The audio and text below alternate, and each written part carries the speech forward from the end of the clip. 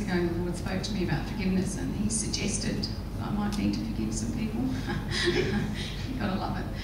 I was a bit like Meryl, I don't know, thought I'm free of this, but and then I started pondering. I like to think about things before I do and say anything, and I pondered about it, and I thought, why is it, Lord, that sometimes forgiveness seems to work so well and other times forgiveness doesn't seem to work so well? You know, I can think, yeah, I've forgiven them, no worries, and then it hurts me again and it hurts again somewhere along down the line. What's the difference? And it reminded me of an instance where a particular gentleman had caused great grief in our family when I was quite young as a teenager. And I didn't forgive that man. I couldn't forgive that man. In fact, I hated what that man had done to my family. I hated him with a vengeance and what he'd done. And it was many, many, many years later, and we would, at our last service at our church before we were going to come over from Tasmania to Queensland to live, and the pastor announced from the pulpit, oh, one of my best friends is here today and his name is blah, blah, blah, blah, blah, and I just about fell off my chair. This was the man that I'd hated for years, and I had not seen him in many, many years, and I sat there, I couldn't think about anything else but hating that man as I sat in my chair. And the Lord spoke to me and said, I want you to go and tell him you forgive him. I was like, I don't think so. But I wrestled with it for the whole time. And we don't always need to go and ask people forgiveness. That gentleman that Wes was talking about probably didn't need to bring Wes up. But in this instance, that's what the Lord required of me.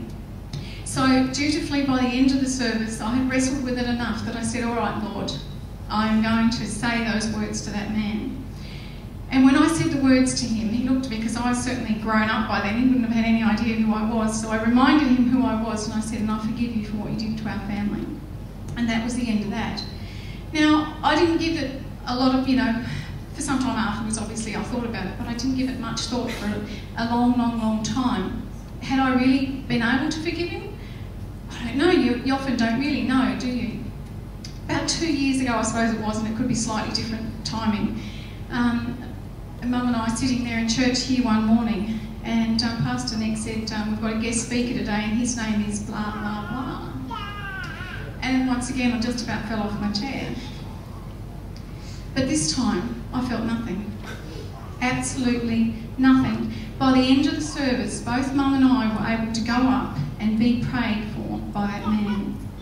That is the power when you allow God to work through you. And that's what the Lord spoke to me a few days ago when I was pondering all of this, is you can forgive someone with head knowledge. So I forgive you, no worries at all. I know I don't like that person, I don't like what they did to me, blah, blah, but I forgive you. And it doesn't make any difference. And he said to me, Linda, you must allow me to forgive through you to those people, and that's the difference when you forgive. So I just encourage you this morning, and I had a picture, it's a sort of an odd sort of thing. It was as if you just pictured that forgiveness of God coming up through you and just removing, like oil and water. That oil comes off as you fill up a glass of water that's got oil on it. The oil just comes up and falls over the top. And it was like that. Ask the Lord to just bring that forgiveness up through you and let the oil and that stickiness of unforgiveness just come out and flow out, and you will see 100% different in your forgiveness. Amen. Praise